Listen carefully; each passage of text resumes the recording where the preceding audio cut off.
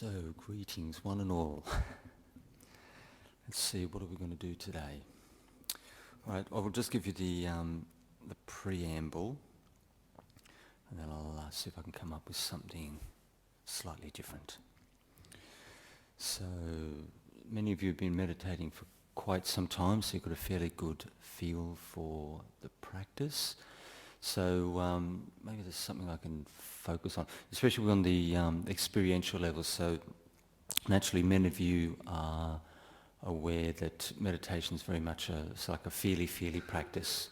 In order to be quite successful, both on the side of, say, tranquilizing the mind and the development of insight, you really need to feel your way, because when you look at the underlying currents, the underlying energies in the mind, they're largely emotionally driven. If you didn't have your your emotional content behind your personality, you wouldn't have anything to really drive or motivate you to a great degree. Our feelings essentially is what actually colours our world. It moves our world, and especially it colours the thought processes that actually arise in consciousness.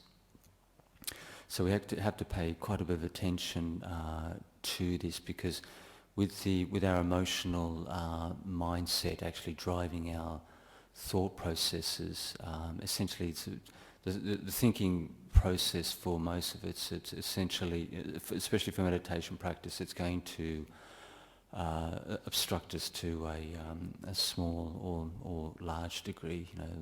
The thinking process is completely, what's the right word? Like an opposite relation to the development of, say, very good quality states of samadhi. And many of us, we think excessively, about just so many things, far more than we really need to.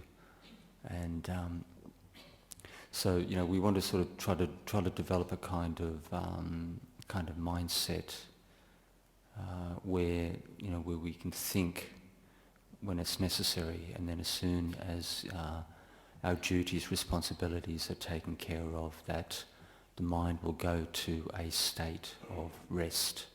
This kind of thing is much easier said than done, but it's a possibility for you, and that little method I've mentioned on quite a number of occasions. Doing a little meditation mantra just once every minute during the day is quite an easy way to get this kind of background samadhi. Background peacefulness that you can feel. It's tangible. It's essentially it can be there like all the time. So you've got this kind of minimal level of samadhi to increase your awareness of your personal experience. There's enough samadhi there to give you enough, say, tranquility for insight, for basic insight practice. And because all of us, we have only a limited amount of time on this planet, and some of us are going to be taken sooner than others. It could be me. I could be one of the first.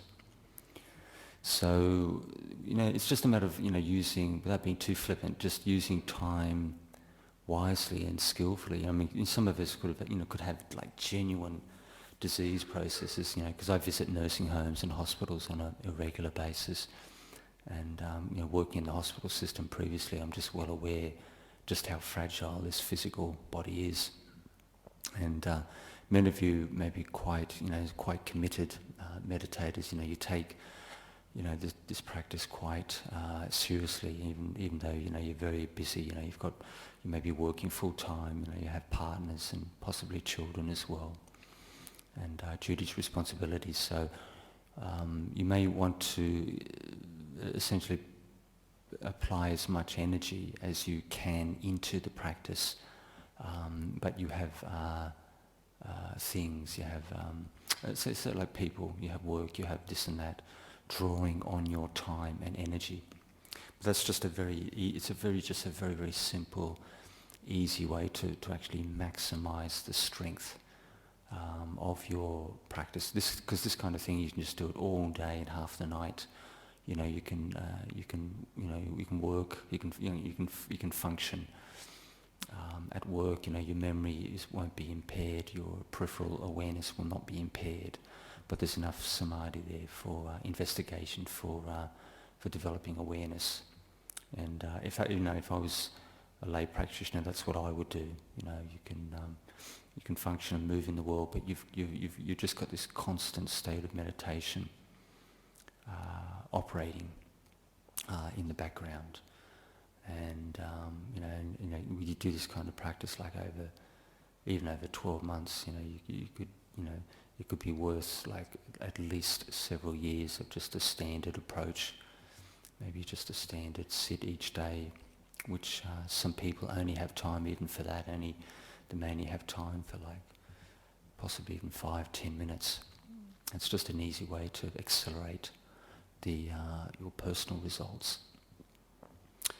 So yeah, this feely perspective, and naturally with the wisdom faculty as well, that in order to understand oneself and to understand other human beings, and even say one's pets, one's little kittens and puppies and budgerigars, that these little creatures as well, they're motivated, and they could be largely motivated by instinctual behaviours, but they have their own little emotional world. May not be as vast as ours, maybe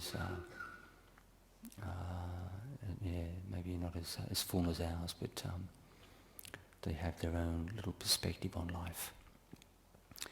Okay, so what we'll do we'll just try something slightly different, because I've actually heard people mention in the past, even monks say in the past, that when they, especially on the emotional level, people who get very strong feelings of anger, and even say like irritation, or even say attraction, that and especially meditators, long-term I've heard monks say this, that they tend to feel their emotional world, say like in the belly section, when you're talking about like raw emotion, especially anger seems to be quite a common one when say like very, very strong irritation or anger arises. People feel it at the belly section. This is kind of practice I haven't done a lot of, but funny enough, I had to move away. I used to focus around the mouth section, but for some reason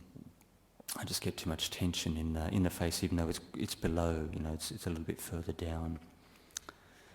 It's still a little bit. For some people, they can still get a bit too much tension in the face. So, but by dropping one's awareness to the belly section, right away from the cerebral activity, away from the head section, drop it fairly low in the body, and one can still get a fairly good focus even at that point. And when one's attention is very sharp, you can focus even on the belly button, or the chi point, just below, 1 inch below the belly button. So let's see now. We'll use the belly meditation with some kind of positive mantra. Just see how it feels. Many of you are familiar with the loving kindness, compassion, but I want you to just choose a positive mantra like life is wonderful,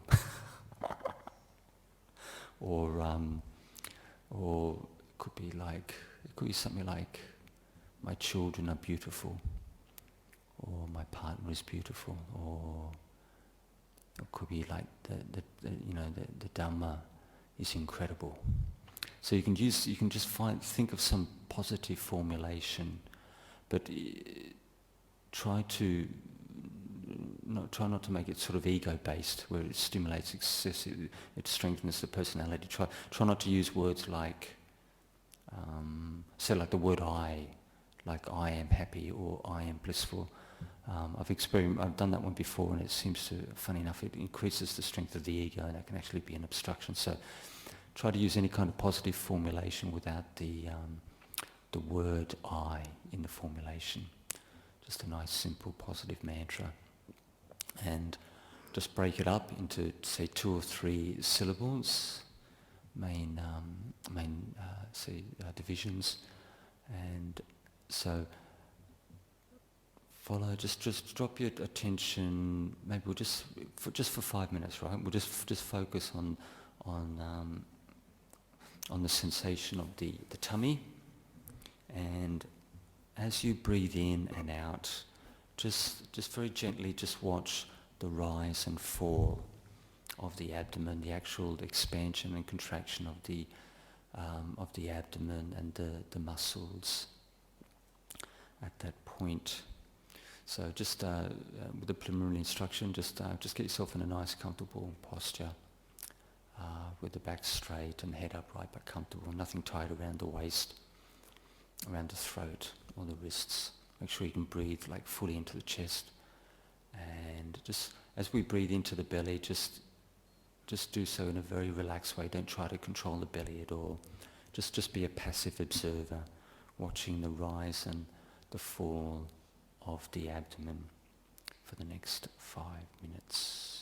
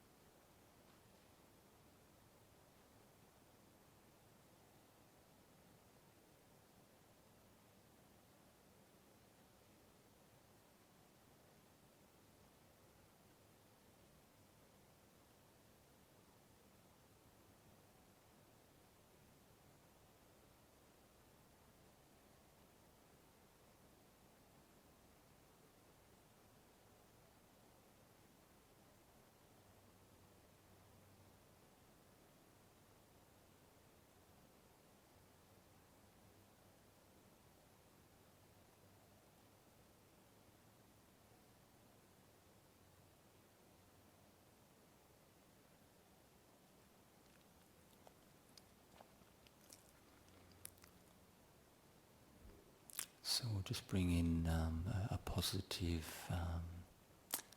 mantra of your choice. So like the Dhamma is wonderful, or life is positive, or my children are beautiful. It's just whatever's important to you, whatever gives you like an emotional tone. The words giving you an emotional tone. So just split the words up into syllables, and as you breathe in and out at the abdomen, just say your positive mantra just in a very, very relaxed way as we go through the session.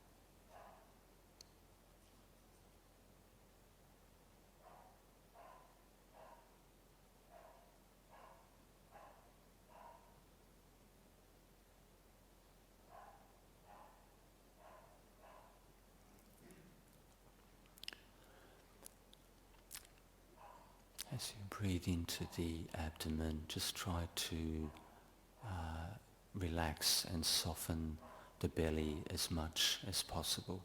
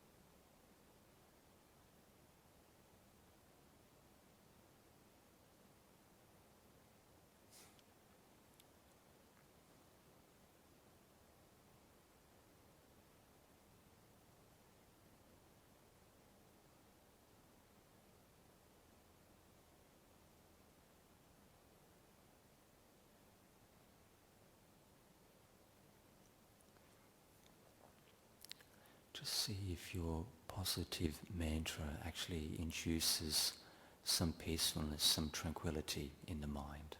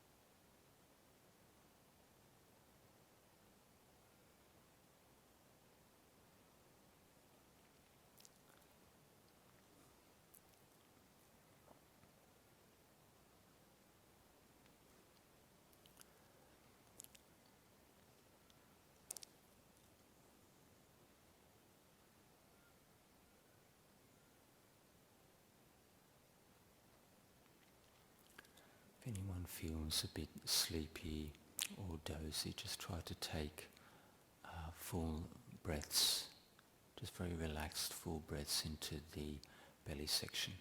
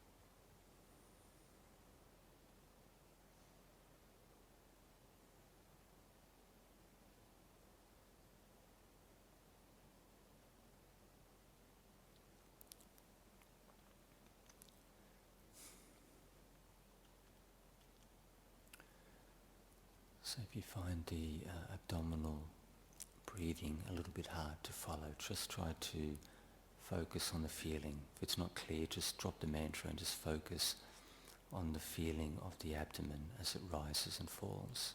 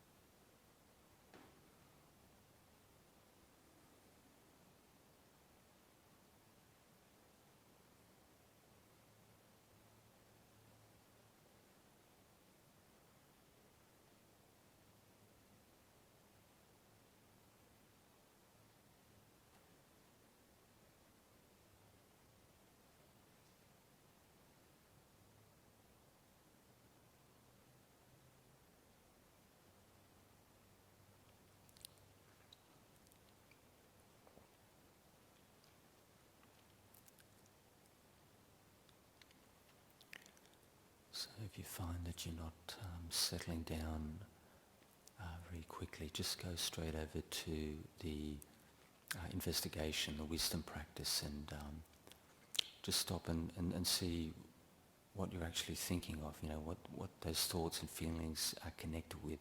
Try to understand the totality of that mind state. Just explore it quite gently, because the more you understand these mind states, the easier they are to let go of.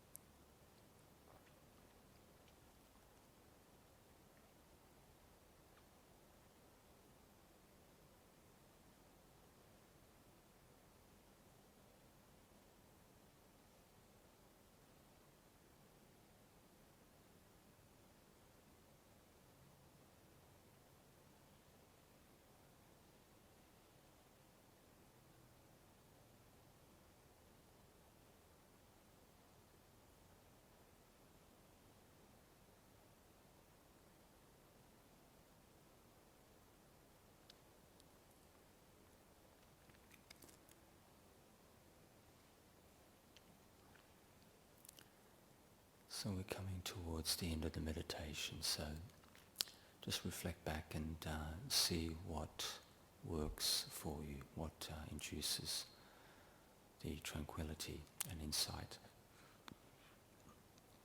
I'll ring the gong 3 times, you can open your eyes when you're ready.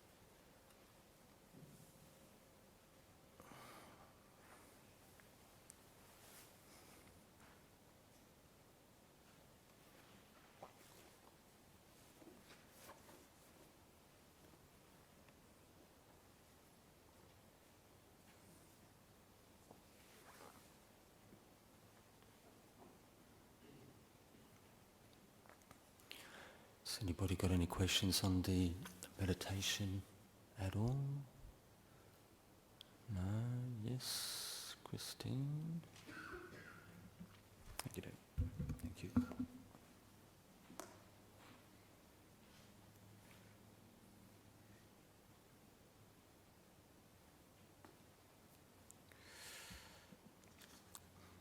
Halfway through I felt I was dreaming about a few incidents or something I don't know how to explain. I feel I am on sleep sometimes. How to overcome this problem? This is the reason I always recommend the mantra formulation with the belly breathing, because even as I don't do this practice very often, but I actually felt a similar thing. I felt like I was sort of becoming like over-tranquilized and there wasn't a lot of energy there, but it was definitely sharp enough. But it's like, I think maybe because people, once you drop your attention, well below the head level, below the cerebral level, and down into the lower body, dropping the consciousness down, it seems to, some people may find that it actually induces maybe a degree of maybe sleep, sort of like a mild sleep state, or maybe a drop in awareness. So what I would do is, I would always do, say, like a mantra recitation, any kind of positive mantra, even words, simple mantra formulations, just to keep stimulating the mind. Because when you just use these simple mantras, you're not only generating positive feeling, but you're actually stimulating mental activity within a small range. And if you've got the mantra going, as soon as your attention slips, or as soon as you start to essentially to doze off, you notice it straight away. Your attention just falls away, and you're able to correct yourself. Sometimes people can do like a really long form mantra, like the Om Mani Padme Hum or the Namo Tassa Bhagavato, or anything along that line, and they can still do it continuously. For anyone who really suffers from sleepiness, do a very relaxed long form mantra and do it continuously with no spaces between the words. So you've got applied and sustained thought there constantly, and your mind your attention has only got to slip, not even half a second, and you see it straight away.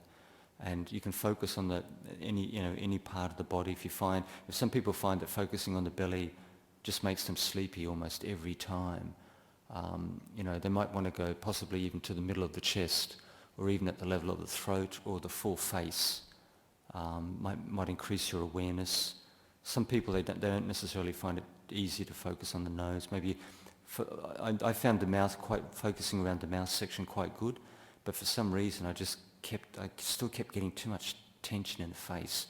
So I know one abbot, he never goes, he tends to focus around the throat. So that's just another option. You choose the location which is suitable for you, and then some kind of maybe even a positive mantra formulation to help raise positive energy to a small degree. and make sure you breathe. You know, as you're getting more tranquil, don't forget to keep breathing fully. You don't have to hyperventilate. Just slow, deep breaths into the full chest, into the full belly section. And if you still feel dozy, I mean, just open your eyes. You know, it's not a major problem. You know, people can still get good states of tranquility even with their eyes open. You know, on every time they sit. It's just a skill. You know, you develop, and each person tends to find what works for them over time. So question 1, Nelu from Romania. What type of meditation is most suitable, is skillful in times of despair, depression, when everything seems hopeless? What I would recommend is if a person was in a really bad state, they were really down, really maybe emotionally troubled, or they've got very, very heavy stuff they have to deal with, or they might even be suicidal, I would always go to the metta and the compassion meditation as a first choice, because essentially you want to correct, to balance that negative state. You want to maximize positive feeling in the mind. So you can do like a composite where whatever positive emotions are actually important to you, you radiate that towards yourself. You know, may I be happy, joyful, may I be peaceful and positive. That's the loving kindness, positive self-affirmation. And the compassion meditation is, may I be free from affliction, may I be free from depression, negativity, free from sorrow and despair. That's compassion. So you can do the two components together. May I be happy, peaceful and free from say, depression and despair. So you can do the two together, and then do them continuously. I do that in the beginning because you want to increase the strength of the mental state, make it very, very firm, maximize the energy. People tend to get more tranquility. Say, for example, with metta and compassion, when you do it continuously, just very gently with applied sustained attention, no spaces between the words, it maximizes the tranquility effect. Because you're using a bit more force, you're increasing the energy, the positivity. If it makes you uncomfortable, you can use big spaces between the words. I don't think most people would mind, because if they're really, really down and they're really in a really bad state, they'd be more than happy. Even if they feel really incredibly soft, just to be free from negativity would be enough to make them happy. And so you can do the word formulations. You can do them 1,000 different ways. You just depending whatever mood you are in on a certain day or a certain hour, you just choose the words which are suitable to bring that state, the afflictive state, the difficult state into balance. And the words should generate the feeling to correct maybe possibly the negative feelings, or the views, the ideas that we have. I mean, naturally, it's not just. It may not just be emotion. It could even be chemical. It could be like even brain chemical. It could be drug induced. There could be all sorts of underlying factors. But it's just it's a tool that people can use. Those two meditations are very fast, especially metta compassion. You tend to see results much more quickly than any other practice in the short term.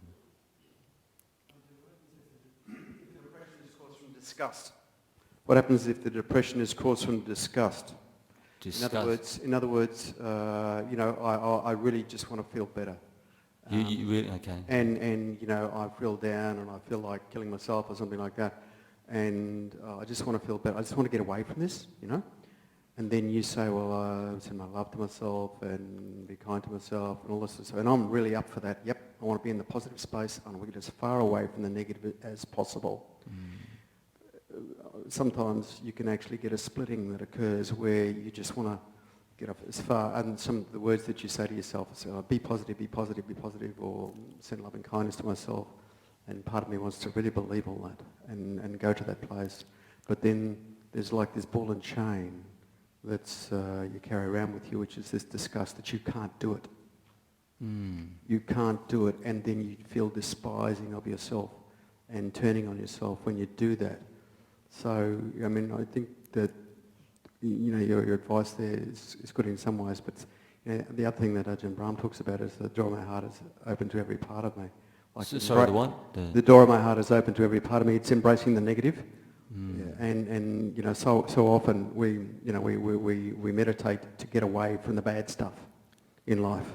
We learn, we practice the Dharma to get away from the bad stuff and keep it as far away from us as we possibly can, which is not, I think, the real teachings of the Buddha, but it's way where oftentimes it's misunderstood or superficially understood as let's stay in the good zone and keep as far away from the bad zone as possible. Could you say something about that level when a person's plunged into depression from disgust and, you know, they're really struggling to make friends with the painful part of themselves? Yeah, I wouldn't use words like to get away from, maybe say like a painful, afflictive state, because if I was looking at myself and I had that kind of mindset, then I'm trying to push it away, but it's the sense of self again. It's my sense of self trying to push away a painful sense of self. And it's a bit contradictory in a way. It's like negative feelings, trying to push away negative feelings. So I tend to, the kind of idea I would have is just to slowly to balance and to let that particular state go. Because as soon as I start to use any kind of, I have the view that I have to push this thing away, I have to destroy it, I have to get rid of it, then I'm essentially just coming from aversion. And that could be just create another hindrance in itself. So I tend to, like people who do a lot of meditation, hours every day, and maybe on intensive retreat might just get overwhelmed by those kind of really tricky, difficult states. And no matter what they do,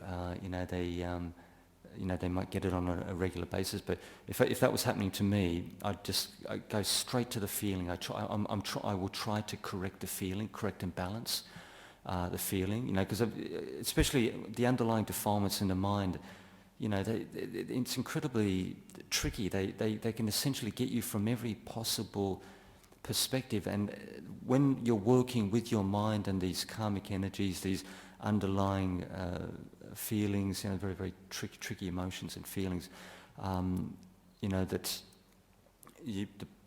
the person concerned, I lost my train of thought.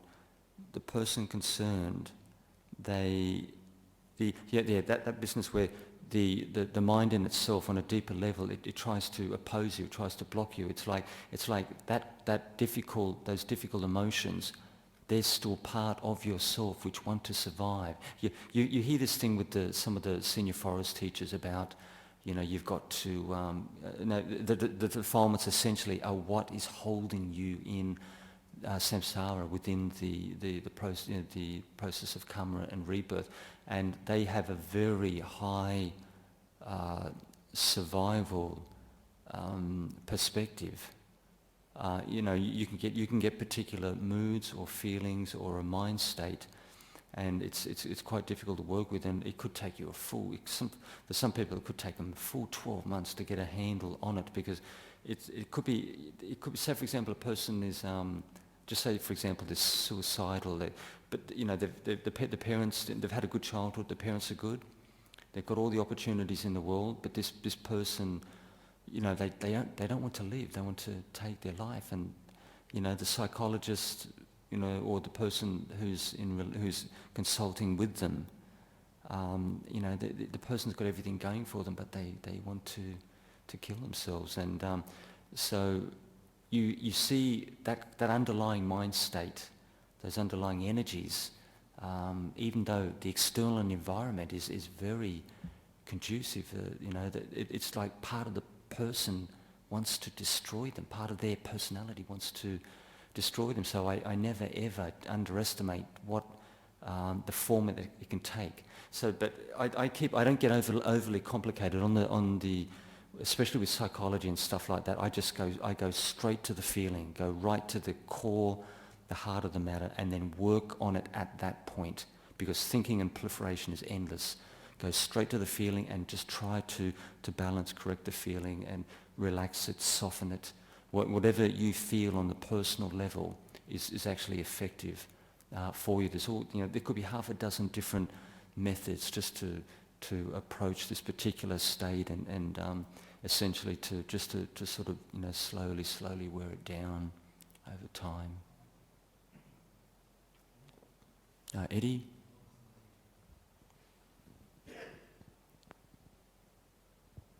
Sorry, just sharing, from my opinion, okay, yeah. You see, this depression, it's prolonged mind over matter, mind over thinking, affecting our feeling, okay. Normally, it's associated with a phenomena, something not right. I would watch the mind, knowing things are impermanent. Watch them. First, you have to calm yourself, then watch your thinking, and bringing all these Buddhist teachings, like impermanence, you understand? And try to change your thinking, It's hard though for a newcomer, but for a person who's after a while who has practiced this, then it's easy. Some people find one thing I see myself, which works fairly quickly, is when you identify the afflictive emotion, just very gently, just go right into it, explore it completely, because what happened with many people, if you don't, this is when I mentioned that bit, the business about if the mind doesn't settle down, you need to look at this state. You need to investigate it just very gently, and then just it's like a ball of wool. It's like a tangled ball of wool. You need to examine it. You need to slowly untie the knots and the tight spots. And so, because the thing is, with mind states, if you don't address them, if you don't understand what they're made of, they can just keep coming back every day for like 5-10 years, Actually, this is a very important topic, to discuss. I believe that different people have different ways of doing it. If you can all share, and learn from each other, it's mainly mind over matter. It's a prolonged process, prolonged negative thought, negative feeling. Then all this comes. It can help, but essentially you've got to seek the answers within yourself. You can get useful. Bits and pieces of advice from other people, but when it comes to actually working with your own stuff, you will know yourself better than anyone else. Yes, it's like when I sit up here, when I'm sitting here and helping people with their practice, I'm drawing on experience largely. But I'm giving. I don't say things like you should do this or you should do that. I just make suggestions. I approaches to dealing with different feelings, thoughts, ideas, dealing with meditation practice. So I'm just giving people like tools to work with. But each individual will see what works for them. Yep. And there's some people you can't even tell them. Sorry. There are people who can't even help them, Well, you can usually help them. You try to tell them, they won't listen. Well, they have a different thinking, maybe, I think you can. You may, if they're willing to put in the effort, you can maybe be able to help people to a small degree, quite a large number of people. But if somebody's incredibly delusional, if they're if they've got say very very pronounced schizophrenia, it might be very very difficult. But still, people can still. I've had people with schizophrenia tell me previously that they actually found the meditation quite useful, but some psychiatrists won't recommend this for their clients, because one of their concerns, if something goes wrong, if their behaviour goes off, or they do something, or they take their life, then that person that they're consulting is medically liable if there's some kind of major tragedy something goes wrong, they they just go completely off. The meditation's just completely unsuitable. Something goes wrong and they could be sued and this kind of thing, taken to court. This can happen. So I think we're all done. Okay, we'll finish up.